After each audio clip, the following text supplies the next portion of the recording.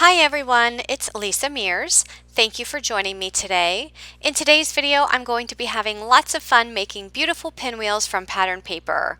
I'll be making 3D pinwheels that can be used for decoration or even for party favors, such as for birthdays, baby showers, Easter, and other holidays. I'll also be making a pinwheel card. All of the dies that I'm using today are from Pretty Pink Posh and are part of their brand new March release.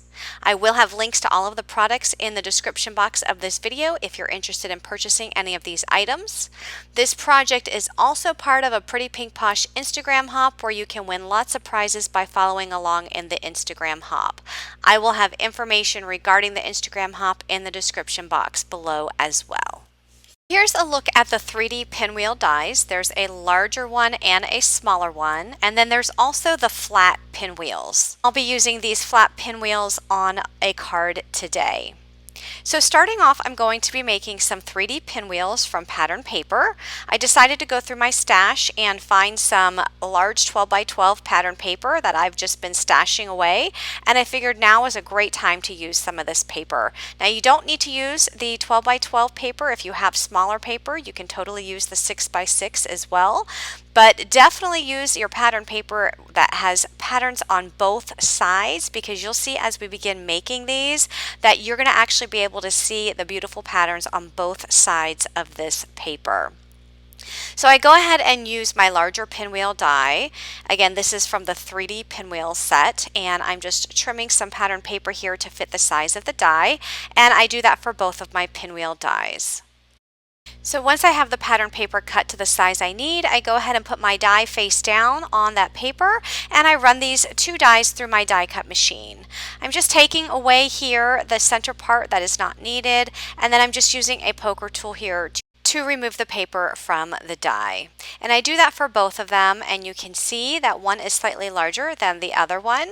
And you can use these by themselves, or you can layer these, and you're going to see me do both of those here today. So the dies actually put some fold lines in the cardstock, and I'm just pointing those out here so you can see them. So I'm just taking the fold in the cardstock, I'm just folding it upward so that the little circle at the end of that piece is even with the circle in the middle. So you just fold it upward. You don't even need to score it with a scoring tool. If you wanted to, you can, but I don't do it because I don't want it completely flat. And then I just take a brad from my stash and I put it inside one of the circles from one of the folds. And then I continue to add the circles from each one of those flaps into the brad. And once all of those flaps are attached to the brad, I put the brad through the hole from the center of that pinwheel, and then I open up the back side of the brad to secure it. And that is how you put together a pinwheel. This is the smaller one, and I'll do the same thing with the larger one.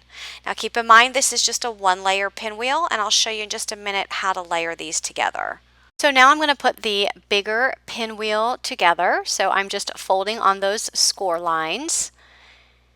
There are 4 score lines total, and I'm going to take a brad. I'm going to put it in the first hole or any one of those holes, and then just continue to add all of those folded panels to the brad. And once all 4 panels are attached to that brad, I'm going to push that brad through the middle hole of the pinwheel and secure it on the back. And there is the larger pinwheel. So again, if you wanted just to do these one layer pinwheels with one sheet of pattern paper, that's what they would look like. But now I'm going to show you how you can actually take them and layer them. So I have my 2 pinwheels. I'm going to start out with the smaller one. And I've already folded up those score lines, and I have my folds going up and towards the middle of or the center of that pinwheel. I'm going to go ahead and add my brad, and I'm going to fold the smaller pinwheel identical to how I folded and put it together on the previous pinwheel. So go ahead and attach all of those folds to that brad and then push that brad through the center. So this is just like doing a 1-layer pinwheel, and I'm doing that to the smaller one. So the smaller one is just created like a 1-layer pinwheel, but before I attach or hook that brad to the back, to secure it, I'm actually going to leave it open and I'm going to attach it to the flat part of the larger pinwheel. So I'm actually have turned that larger pinwheel over and I'm using the flatter side so that the two flat sides are leaning against each other. And then I'm bringing the flaps up from the bottom and then attaching the brad. So there is the layered pinwheel, and I think that is so pretty because now you can actually see 3 beautiful pattern papers showing on that front side. So here I'm going to do it again. I have my smaller pinwheel already put together. I just have the brad open in the back. The brad is not secured on that pinwheel, so you can see how it's open. And then I'm going to take the larger pinwheel on the flat side and stick the brad right through and then bring those flaps up and hook them on to the brad. Once all 4 pieces of that pinwheel or flaps of that pinwheel are hooked to the brad, then I'll go ahead and secure the brad to the back. And then when you flip it over, now you have your layered pinwheel. Isn't that pretty? So you can do a layered look, or you can do it without layering them and just do them as a 1-layered pinwheel, however you want to do that. So if you want to fancy up the center, you can always add a button to the center, or if you wanted to add like a felt flower, you can do that and add that to the center. But you can always leave it with just the brad showing. It's up to you. I'm just going to take a glue dot, attach it to the back of these felt flowers, and add some flowers to the center of these pinwheels. I think they look so pretty. Now we need something to attach these pinwheels to. You can either use some decorative straws. You can find these at local craft stores in various colors. These are just some pink ones that I picked up. You can also use some dowel rods. I got these at Hobby Lobby from the baking department. And if you use the wooden rods, you can also just tie some ribbon around them or paint them. You can also use some pencils. Those were just some Easter pencils I picked up at the dollar store. But for my pinwheels, I'm going to add these swirl lollipop sticks. I think they match perfectly with the color of the pattern paper. I found these at Party City, and I'm going to attach these to my pinwheels. I think that this would make a perfect party favor. These would make great favors for baby showers, for bridal showers, also for birthday parties. So I'm just going to attach a glue dot to the front of the lollipop, and that's how I'm going to stick this lollipop to the pinwheel. All you need is a glue dot. I didn't want to use hot glue because I didn't want it to melt that plastic. So once I have that glue dot on there, I'm just going to press it on the back of the pinwheel, and that's it. And now I have my pinwheel. Isn't that pretty? I just love those colors.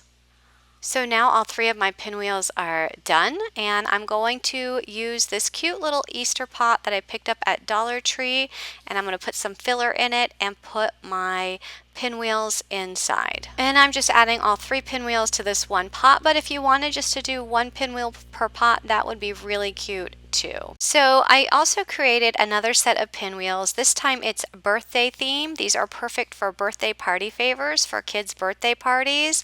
I used some red, orange, green, blue pattern paper, and I attached the pixie stick candies to the bottom. So that's perfect for a kid's birthday party. I think that's a perfect party favor. And here's another group of pinwheels where I attached some Easter pencils to the bottom, and that's a perfect Easter gift that you can stick in an Easter basket for a child or a grandchild. So moving on, I also used the flat pinwheels. I'm going to create a card. So I'm going to actually start out by doing some stenciling. I'm going to make a little bit of a scene card here, and I have a piece of light blue cardstock that I cut down to 4 1/8 by 5 3/8, and I have the Layered Clouds stencil from Pretty Pink Posh. It is a 2-piece stencil. So here I'm just attaching this first stencil, and I'm going to use some Tumbled Glass Distress Oxide ink and just ink up those clouds to create a nice cloud background. Once that first stencil is all inked up, I will go ahead and remove it, and I will attach my second stencil right over top. So this stencil is another set of clouds, and they just layer over the top of the first set of clouds. So I'm using a little bit of a darker ink. This is the Broken China Distress Oxide ink. So once the stencil is removed, you'll be able to see a nice layered look with the clouds. I think that's so pretty. So now I have this scalloped border die from Pretty Pink Posh that I die cut out of some green cardstock. I am just adding some ink to that layer for some added dimension. That is the Mowed Lawn Distress Oxide ink. And then here's the die. I cut out several pinwheels. They come in various sizes. There are 4 different sizes, and they even come with the little circle die cuts that you can put over the top of the center. So I just die cut some out with some pattern paper. I am adding some ink to the edges just for some added depth to these die cut pieces, but you can always skip this step. You don't have to add the ink. I just love how adding ink adds for extra dimension on your card. So here's the last one. I'm just adding a little bit of pink ink to match the pink in the cardstock. And then once that's finished, I'll be able to put these pinwheels together. You can use these die cut pieces individually, or you can layer them. So that's up to you. I go ahead and add a small dot of glue in the middle of each one of these layers and add it to my larger pinwheel. And then I'm going to add one of the circles to the top center. If you wanted to add a decorative piece to that center, you can. I'm going to stamp out a sentiment from the Pretty Pink Posh birthday script stamp set, and this stamp set simply says happy birthday. I'm just lining up my stamp to make sure that it is even. I'm just going to use a ruler here to make sure it's even. I am stamping it out on some pattern paper, and then once it's stamped out, I will just trim it down. So for the stand for the pinwheel, I have this die that I die cut out of the Nature Border die set from Pretty Pink Posh. It's this one right here. It actually represents a tree bark. So I'm using that. It was just die cut out of some white cardstock, and I'm going to add that for the stand of my pinwheel. Position everything where I want it on my card to make this scene. So I'm going to start by gluing down this stand directly to the card panel, and it is going to extend beyond that panel, but that's not a big deal because I'll just snip that off. And then I'm going to add my hillside border to the bottom of that card layer.